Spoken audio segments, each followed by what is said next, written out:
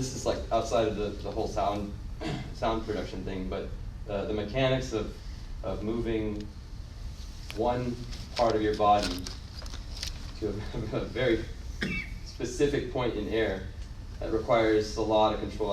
I can't explain all of it, but because I don't know the human body too well. I know how I move, and I know what I have to do to compensate to make my movements very controlled. But I use this as my practice aid. So I mean, just give me an example. I want to practice the width of a major second, an interval of major seconds. That's a whole step on the keyboard, right? And I can go straight to middle C. Oh, that was, I'm sorry. That's a third. Now hold it. All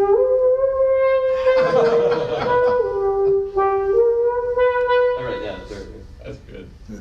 All right, so I'll switch out of awesome brass patch.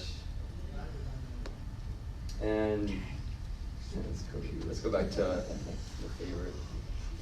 Okay, well, I mean, I could talk about technique forever, so maybe that's another discussion. I'll get back to the sounds. So, I mean, I could talk for an entire day about how to play the theremin, and it would probably go over a lot of people's heads, but I think not you guys. You don't understand. You felt it's been critical for you to stabilize your body with the chair? Yes, it's essential. So, okay, I'll talk about that real quick. Yeah. The space, the access to all the notes here is the result from the heterodyning, right? Everyone is aware of that. But when the body moves, what ends up happening with the range is it is expanding and contracting. I'm not talking about the electromagnetic field, that's a different thing.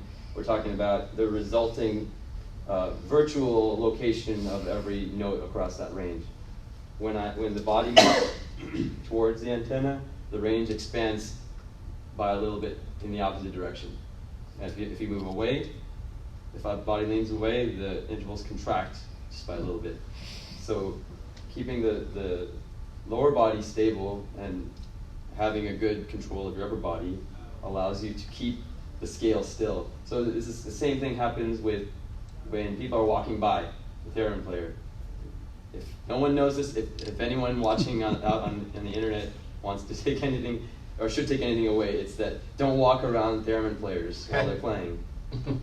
And it's not just that they'll influence the note that's sustaining, it's the entire range of notes changes when anything in the immediate surroundings changes. So you'll notice a post there. That's grounded. That's actually factoring into my body capacitance and everything else, and everything that's outside of the metal rod. And that's affecting the overall function that creates the scale. So all that stuff averages together with my position, and the end result is, after you get past the heterodyning, the end result is the audible frequency, the pitch that we hear. So that rod minimizes outside influences? That's one thing it does. The other thing it does is it adds capacitance to that. That's the perimeter right there. Mm-hmm. It's adding an additional component surface area to that part of the function, that part of the range, which influences the function. So the base intervals change location when objects like that are positioned roughly the same distance as my body. So it's like a capo for your theremin. It's like, yeah, you can use the word, but it's not, I mean, yeah, for fun, but. So yeah, that helps. Just objects need to be fixed, and the body needs to be fixed in position. And then when those things are sorted out, then the notes really do end up in the same exact place. They don't shift. Okay, with the exception when the instrument's fluctuating internally, that's a different thing. And what about humidity? Yeah, that's what I mean. So when the environment variables change, like temperature, humidity, there's some slight fluctuations that go on, but those things can generally be compensated for with the tuning knob on the front. The pitch knob on the front is for basically it's expanding and contracting. It's taking the two oscillators, it's taking one, maybe everybody here knows it, but I'll just say it for anyone that doesn't, is the two oscillators, the fixed frequency and the variable oscillator, heterodyne, they mix and you get the audible frequency, but the tuning knob on the front panel changes the fixed frequency oscillator, and that also expands and contracts the notes in space. It does not do anything to the electromagnetic field. So that's like it's a myth, but that's just the way everyone talks about it. It's easy to talk about the field expanding and contracting, but this is really what's going on here. It's not so much an electromagnetic interaction, but an electrostatic interaction. It's capacitance. So this is a big variable capacitor, and I plus everything else around it is variable plate in that variable capacitor. And this thing right here, just the metal portion here, is the fixed component. So that has a surface area. This is getting super heady or whatever, but you guys can follow, right?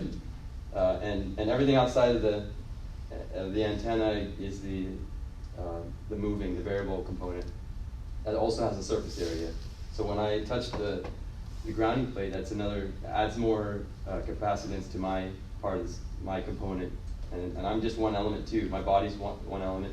And then this arm right here should be the only thing that influences the pitch. If you want to have control and play fun stuff like melodies and not scare people away. So that's basically it. That's all there is. Rarely I go into that kind of depth because it's just too much. It's easy to say, hey, that changes pitch and that changes amplitude, and it's magic. It's crazy. So Ray, I know you don't want to go down this road, but I'm just interested because your technique is so perfect. You spend so much time thinking about this, but it's so hard to control your environment. And if you're going to gig and you're going to have musicians around you, and the lights will go on, and there'll be more people in the room. I'm just wondering, is it easier to just expose yourself to those variables and learn to adapt to them quicker? That used to be the case. Okay. So until I wanted more control, so it's really my problem. That's what most thereminists do, isn't it? No. No? Why don't most thereminists use a stool? First, you have to have the awareness of what this does, what the effect of this,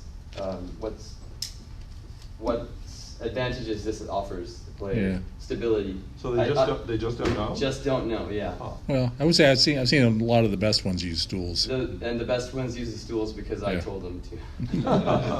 I'm not trying to like blow that out of proportion. That's like, until I started sitting down on a chair in 2008, nobody really did that. And I still have memories of Ether Music Festival, coming back to your room and seeing there weren't enough stools, so somebody had stacked a microwave on for somebody to sit on. Yeah, the Rex. I just started using one because I got too old to stand up. Hey, but okay, you played a gig on a boat, right? Once. I played a lot of gigs on boats. Okay, you get on a gig on a boat. Plausible deniability coming out my ass. A large boat would come by and it'd have a big wave, and it didn't matter. I could play anything. I had a great excuse. Being able to adapt is important. That's essential. If you don't already have that ability, then you shouldn't go that much. You shouldn't venture into this territory. Okay. But I did that for a long time. It should compensate. But when you want to get to having a very fine level of high level of precision and jump right to a note without any gliss in between notes, and when you want that note arrival to be in sync with a very fast articulation, you cannot do it any other way than become aware of your environment and deal with it. So when I'm in an unstable environment, I can't do it. It's just hard. So I have to tone down the speed, and I have to play with more glissando. This is what happens. So this is actually a reality. It's the harsh reality for all theremin players that want to play with some accuracy. Well, then I have a bit of a misconception about it, because I thought the environment was not so much that it was unstable, but that it was variable. But once you had gotten into an environment, it's relatively stable. So you're realizing, oh, my pitch range is now an extra 4 inches here, or whatever. But it's not, that's not gonna change, or does that change?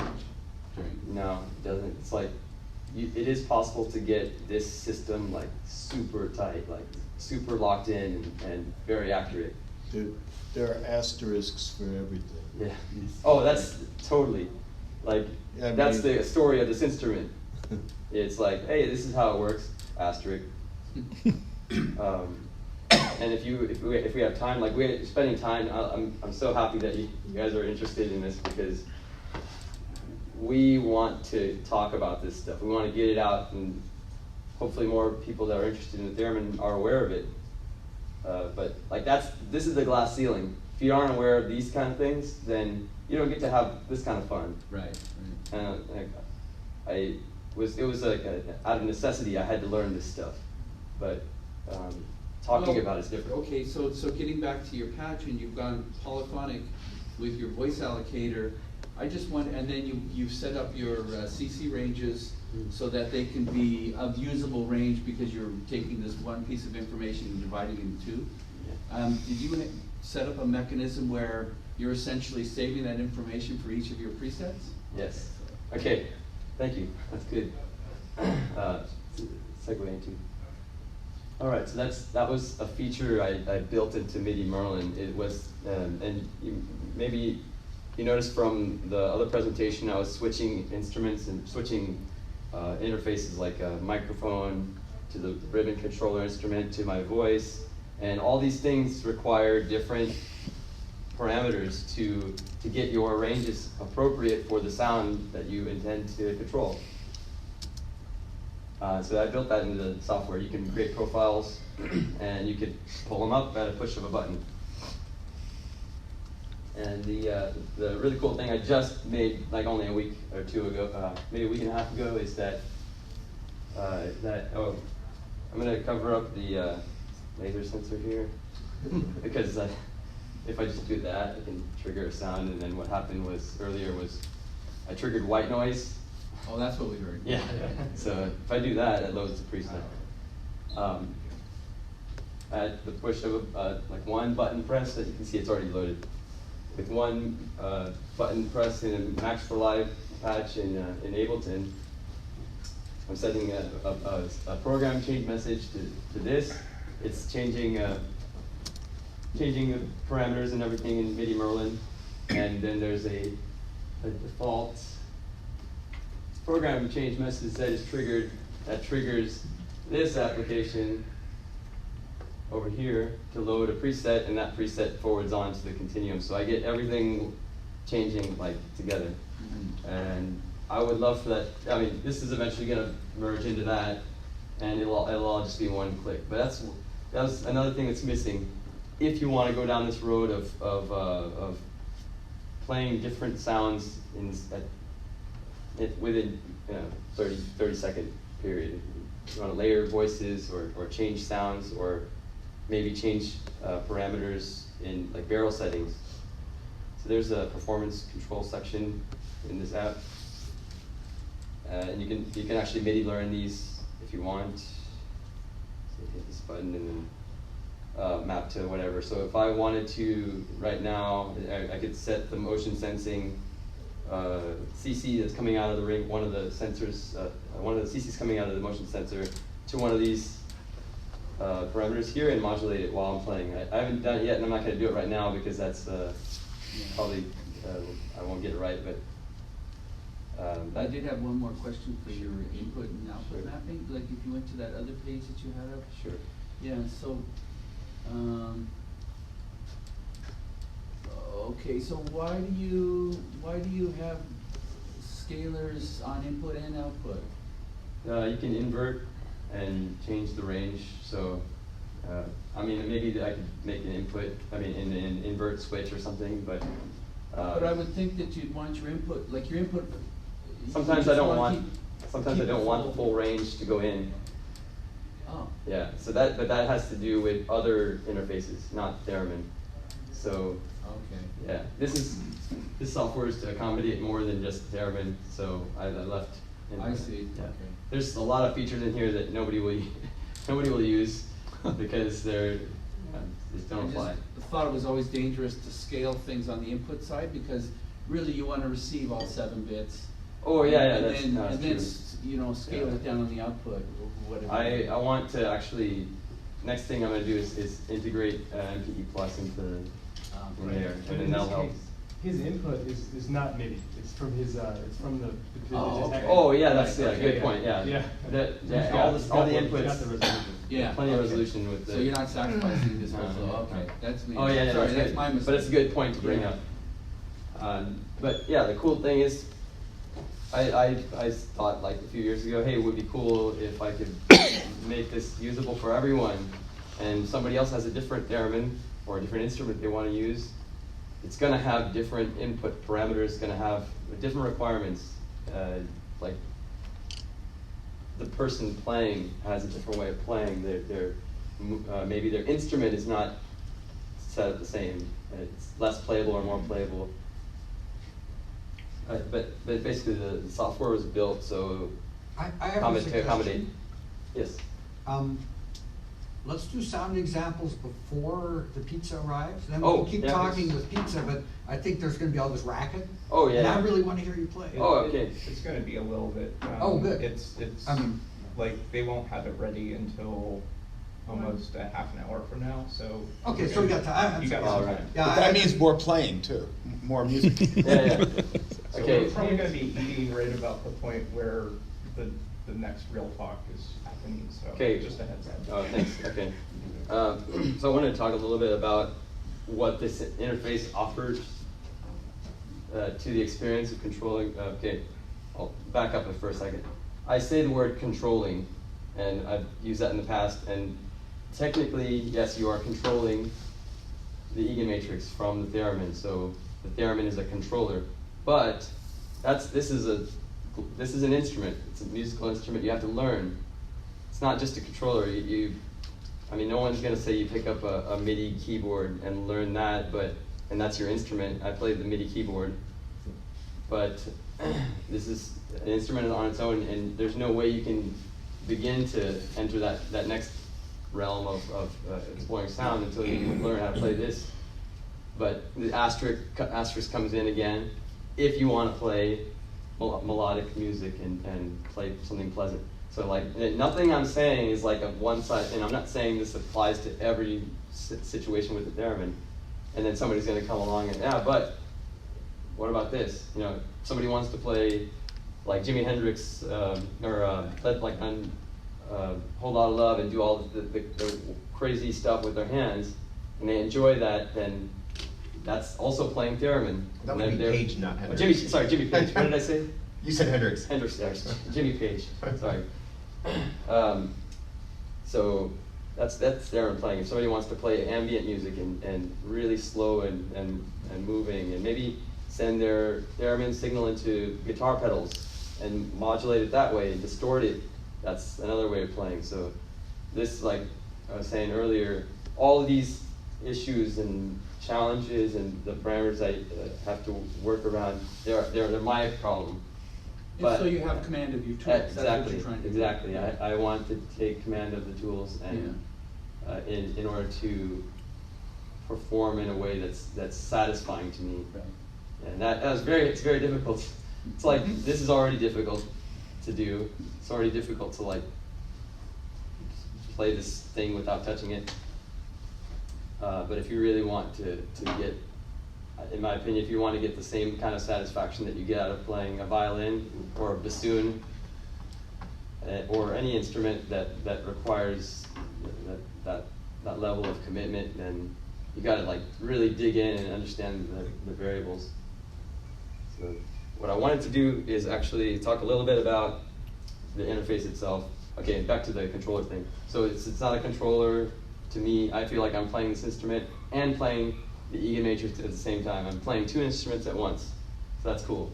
That sounds cool too.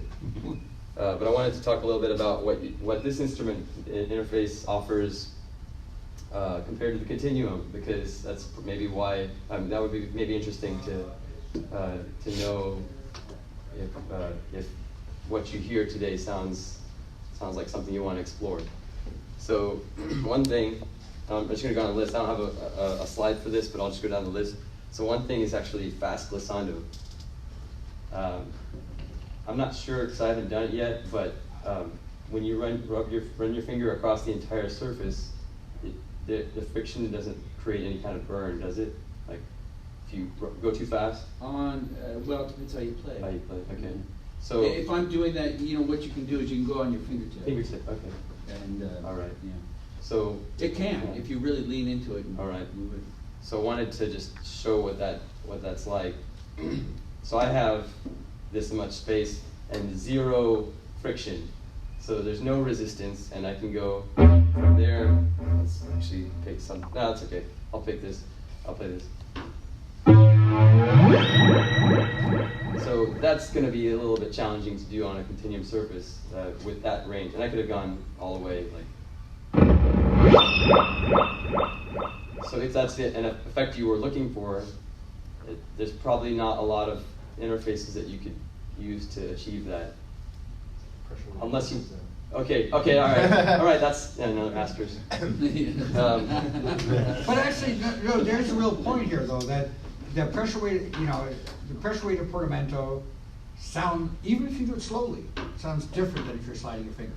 So you're not going to get, it depends how picky you are, but the difference between a great player and a pretty good player is all the details, right? So if you really want exactly what you're getting there, right? Yes, that you can't do exactly that. You can do something very close, something to, fool any MIDI player, but if you're, the person that's happy with their MIDI violin, yeah, that's okay. Wouldn't it go back down when you let off, though? What's that? Wouldn't it go back down? The pitch would go back down Yes, when you let off? that's the critical difference. Amplitude changes when you're moving across. Well, you're just playing a seesaw. Oh, all right. Yeah, you can stay at that. When you do like, say you're doing like a turn or something with pressure weighted portamento, you don't hear it glitch back. It just depends what you do with your fingers. Yeah, we'll go back as long as you're one to stay at it. It's harder. Yeah, it's a pressure weight, so it's your fingers. I see. Okay. No, but it's you were just similar, but it's not the same, and I think it's very important. So, in our world of trying to replace acoustic instruments, we also don't want to replace each other. It doesn't. The interface really, really, really matters, and it's not the same thing.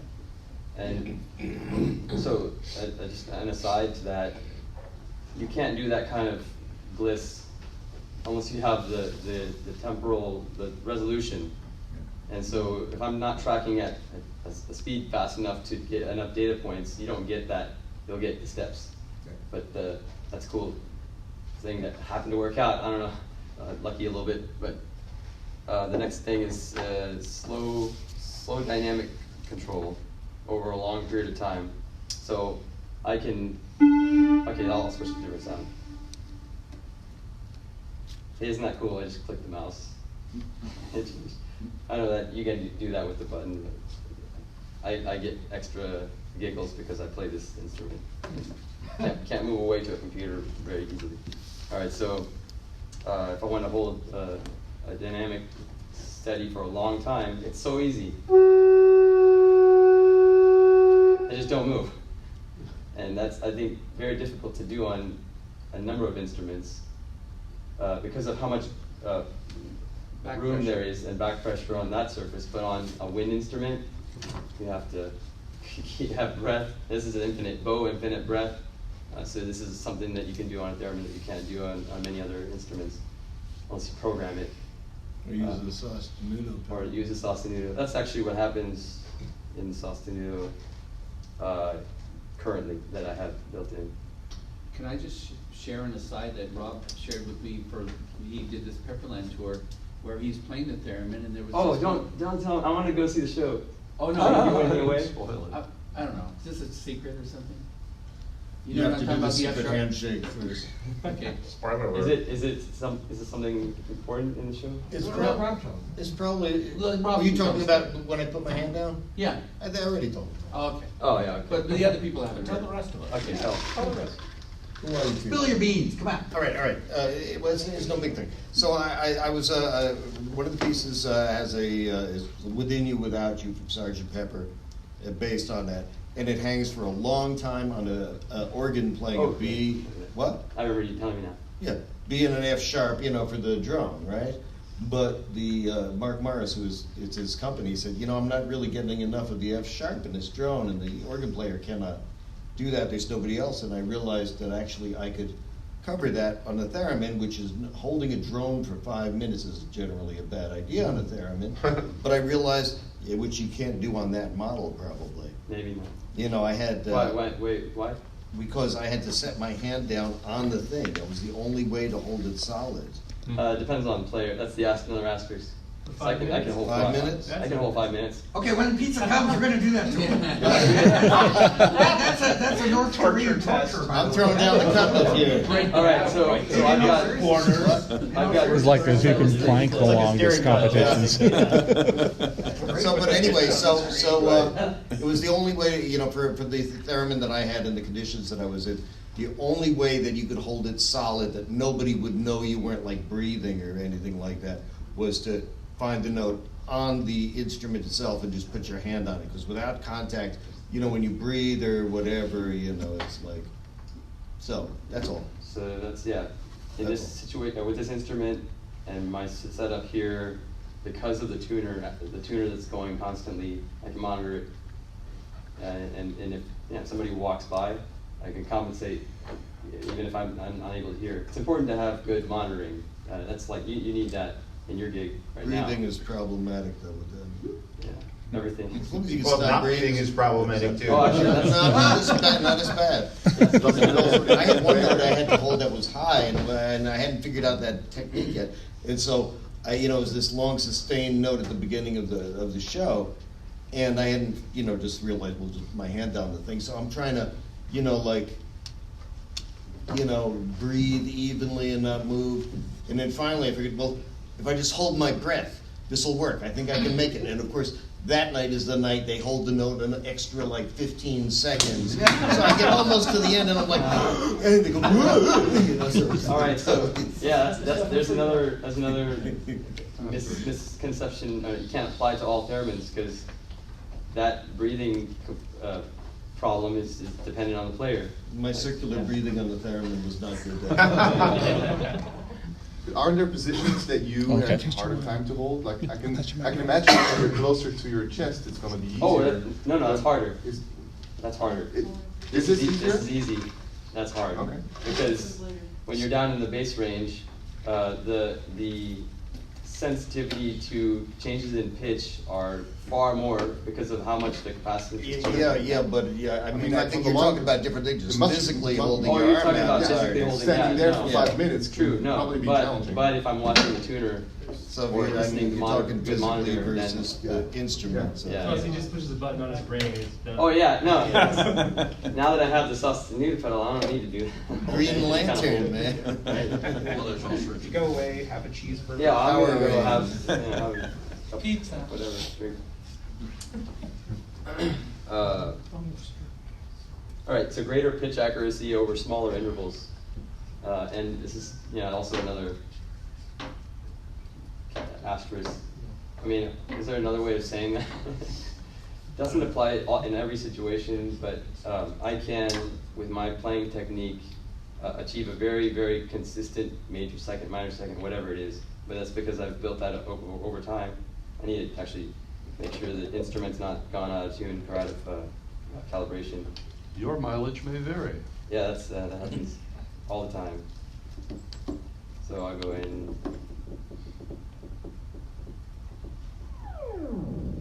So I generally have my lowest note there. This is like what Gear was saying about, what I was mentioning about holding a note still here. Watch the tuner.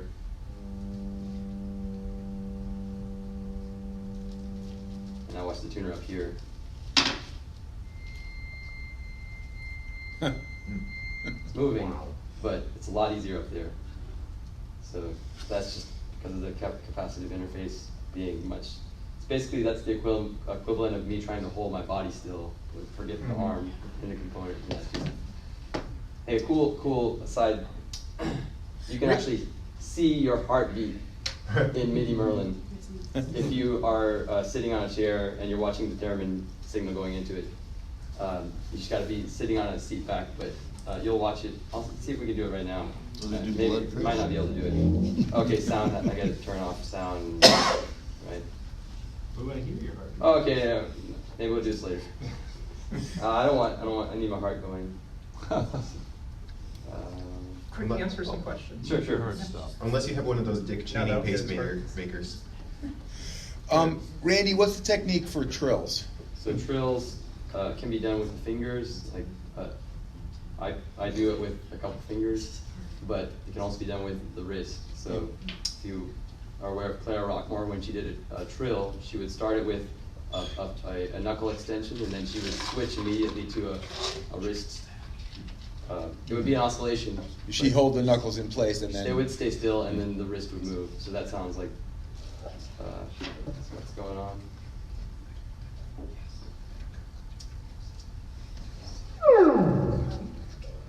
Oh, right. The beginning of wind has the... So that's another topic. We There's decided to just so many continue our morning session. different directions we could go, but if I want to talk about the trill, it's like... So if I wanted to, I could just do that with the wrist.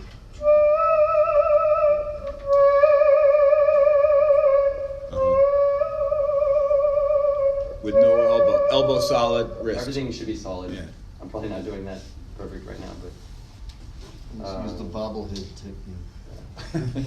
It sounds like you can get less slew with just the fingers. Yes, that's what happens. But you don't want it in all situations. Yeah, absolutely. Yeah. So that's the greatest thing about the Theremin as a playing interface, which doesn't get talked about.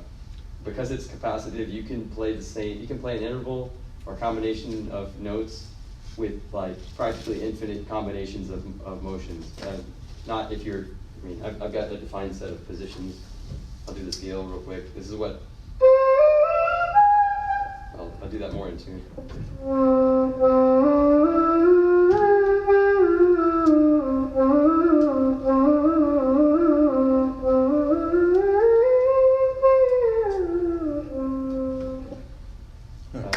It's like violin position. Yes. That's true. So I split my intervals. I split the technique into groupings of 4 notes, and then when I get to the 5th note, just like on a violin, they shift position of the. It's called tetrachords, right? Tetrachord, yeah, that's what I call them too. I just forgot. So the first is the major tetrachord. If you're playing a major scale. Hang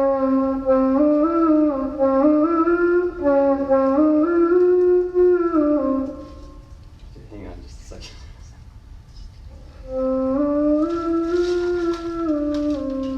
And the point I wanted to make, the next advantage you have with building a technique is that you can create very consistent intervals, but if you develop a fingering technique or fingering approach. And I noticed just from what my experience is listening to continuum players, when intervals are played on the continuum without rounding, we're talking about no rounding, it's very challenging to play on the center every time. Oh yeah, but it's not nearly as challenging as what you're doing. So, but if you incorporate a technique, it's possible to make it easier. Oh yeah, the same is true on the continuum. Okay, yeah. So I just my general observation was that nearly everyone that was playing scales on a continuum, it's really hard to do. But like watch the tuner up there.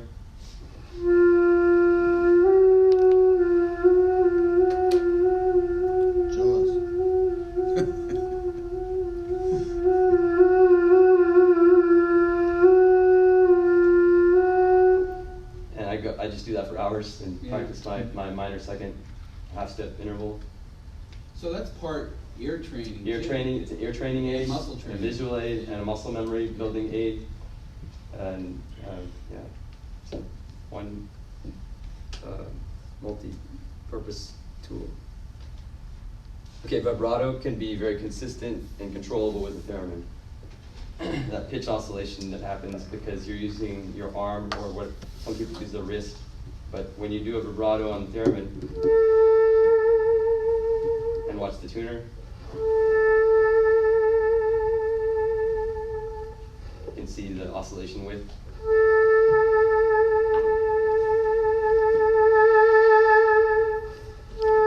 So that I'm losing some of the dynamic range because of the patch, but I'll switch to a different one.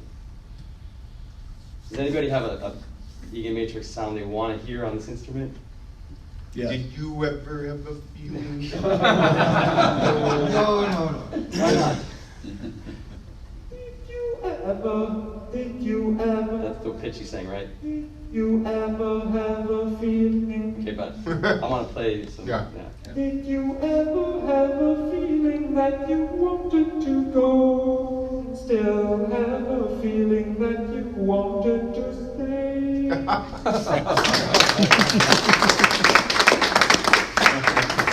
Actually, remember the other year you did the indie Christmas thing? That was Okay, awesome. yeah. Oh, yeah. Mhm. All right, yeah. So yeah, Chris, I don't know who mentioned that first, but one of you guys You did. already did. Oh, played Oh, you it. did. Okay, sure. Okay, Played it well, on the tin whistle. what I it was I think it was slide was what is it called? I think Slide whistle.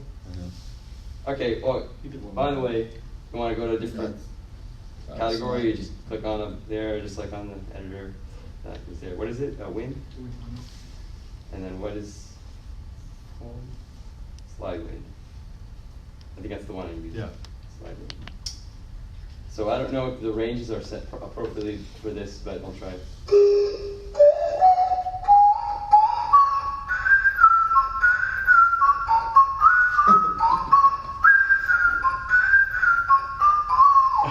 So,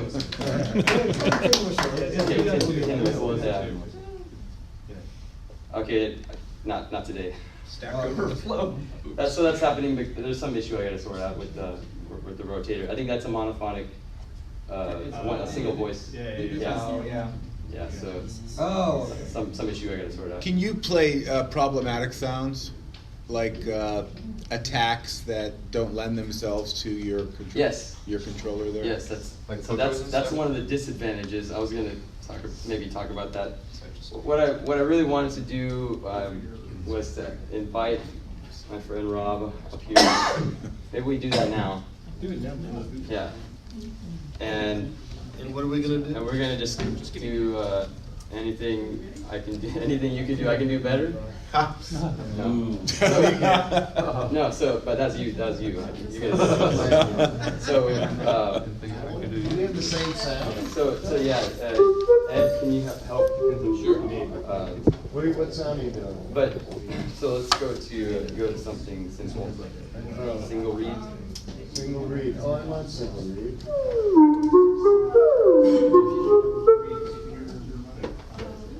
That was no delay. Yeah. All right. So the point of this is to show, because I know he's gonna probably match everything I do, but to listen for the very fine differences in expression and articulation from the two instruments, because there's gonna be something that's different. Even if, I mean, I know he's gonna probably, it's gonna be close, but we'll see.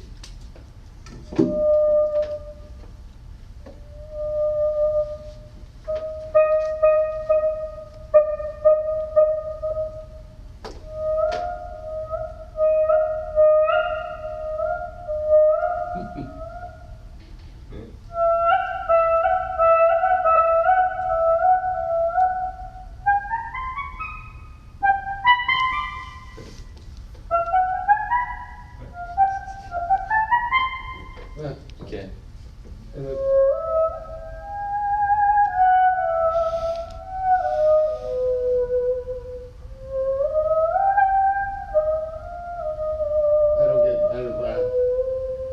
Something like that. Yes, that's okay.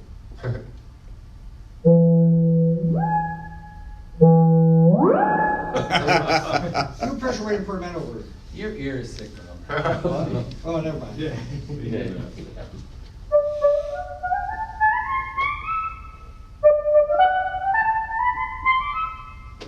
Okay, so, I mean, we could probably do more, but you can hear some of the Differences, yeah. some of the like Yeah, some there's of the certainly differences that sharper stick out. attacks on the continuum than on the theremin.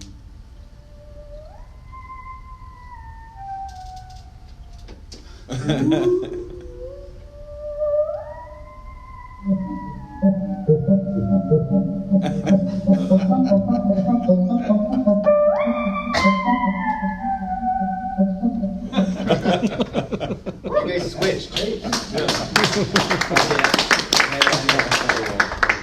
Do this. Okay,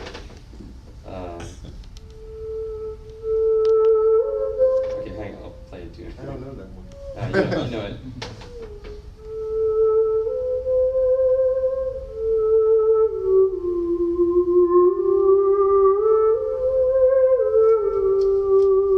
I don't know. What is that? New World. I don't know. Okay.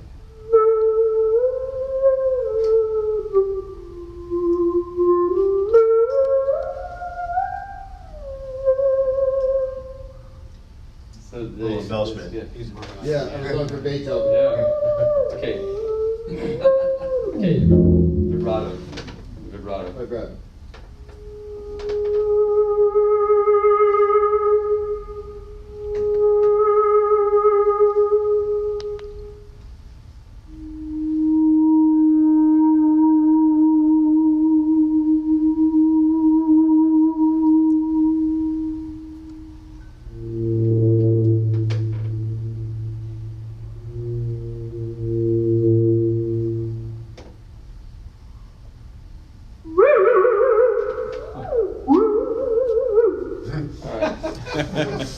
So yeah, that's great. Thanks. Thanks a lot. So the things that stick out the most are attacks and transitions between notes when you want to maintain consistent dynamic level. So it's doing something like that, and the answer to that, of course, everyone that's a continuum player knows is the touche controller. But then you have to build it into every preset. Is that right? Yeah, we have a certain number. Actually, my talk is going to be on two things that have touche control in them. Yeah, but you have to program. It's not something that you can external. Well, I guess you could. Oh, but you were doing something like that with the expressive E touche controller, right? I was using that, but we also have a built-in touche pad. Oh. Yeah, like, in the continuum. I don't know if you heard. Did you hear his 3 pieces of string? Oh, that from 2 years ago? Yeah. Yeah. But there's also a recording of it, and then that uses a lot of that. Yeah. But I'm going to continue. That's exactly what I'm going to talk about. All right, cool. Yeah. So that's like the most significant difference is that here you can. I mean, they're isolated. Your articulation is completely. Okay, not completely. For the most part, isolated from your pitch. Mm-hmm. And that's another problem. Balance the body so that articulations in this hand don't affect pitch in this hand. So that's a user error type of modulation, because the person needs to be aware that they're not creating problems for themselves. But that's also only the case if you want precision for the notes. Well, if you want precision articulation on the attack, is there a way to reduce the volume of what do you call scale, and so that it optimizes your leaving the bar? Okay, so speed that happens. Actually, it already happens according to the continuum preset that's loaded. They all have different amplitude, range, input range, right? Parameters. This is where you get into actually programming the matrix, because you're optimizing the sound engine for the controller. And what Randy's done is he's been able to optimize this Theremin in order to get information into the EaganMatrix as efficiently and quickly as possible. So, but it's going to be different from the continuum. So then you would just go in and tweak the sound. Yeah. Like my approach when you had all those scalars there would have been, I'll just change the sound. And that's very, very important. And it's unfortunately one of the things that MPE, I think, misleads people into this. You know, if you have a keyboard and it's just starting and stopping notes, any keyboard is interchangeable with any other. And when you like the feel of, you can play. But it really isn't true for any instrument where you have a control loop, you really need to customize for the particular control. Because the beauty of this Theremin setup is that it is different. You don't have, the tactile feedback and such you get from the Continuum is wonderful, but on the same page, hey, the whole thing about the Theremin is that you don't have that, and that's its beauty. Yeah. Right. And so, but these things are different things, and to try to shoehorn this one-size-fits-all is not, I don't think is. Well, it's like Keith's piece he was showing, right? That's really made us to do a certain thing really well, Yeah.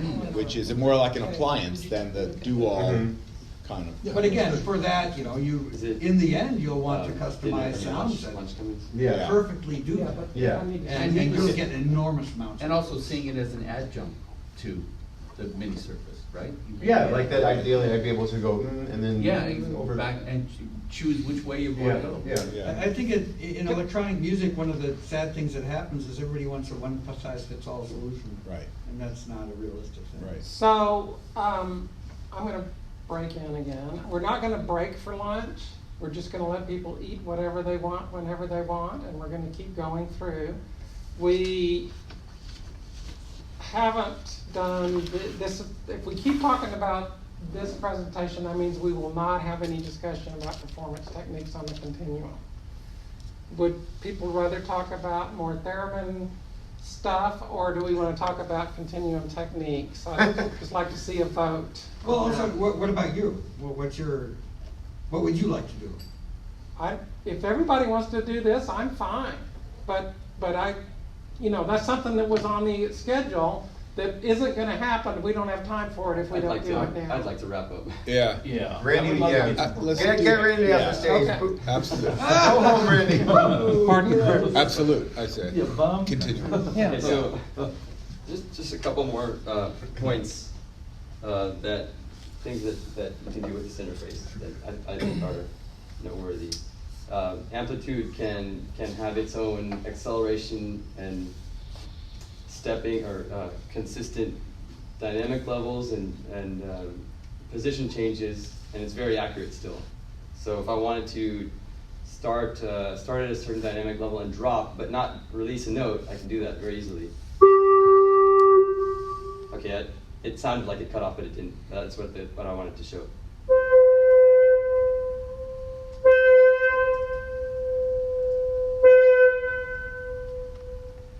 And so correct me if I'm wrong, but that's not super easy to do on To jump down from a loud volume to on any interface. No, it's not easy. So it's something that I just noticed. It's unusual and interesting about it. Yeah. There is a trick you could do with a pedal on a Continuum. Okay. That's like Sorry. There are ways. It would involve doing a sostenuto pedal. So what you would do is you can set a minimum. So it's like a latch. So you could play a note, and then as you're playing it, and then you hold the sostenuto pedal, and then you release the note, and then bring it back, and it goes to a set minimum value. It's like a cruise control. Yeah. It's a sports on though. But it's not as easy as that, actually. Yeah. The beauty of this is that because you're not. You see it as the limitation when it comes to playing in tune and playing in pitches and stuff. But when you want to change to specific postures or dynamic levels, it's easy. It's super easy. No effort. I would say that is more of an aspect that you've divided the responsibility of the note into two hands rather than under one finger, and that has a lot to do with it. Where your only responsibility with your left hand is to figure out what that note is. Yeah. But on the Continuum, you do have another option, which is nice, is to have articulation and dynamics split between both hands, and that I think is very effective. Yeah, I've done Are you done? No, We've got about I'll 15 minutes to talk about Continuum stuff, and I'm getting a sense people want that. Right. I'm gonna getting leave my big stuff head here. nods, I'm not gonna so- tear down. I'm just gonna leave us Yeah, here. okay. Yeah, and then we just jump right into that. But All right. basically, this is it. This is